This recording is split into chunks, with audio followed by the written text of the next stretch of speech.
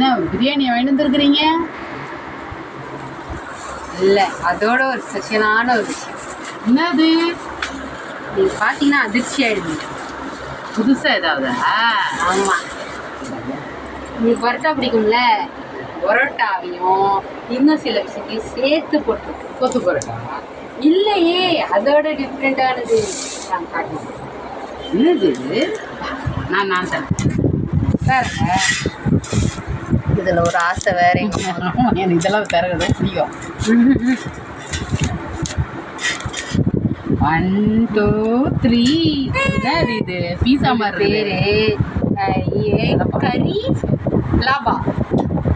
லாபாவா? Lava இதுல புதுசாக இருக்கு. ஃபஸ்ட்டு வெறும் எக் லாபா தான் சொன்னோம்.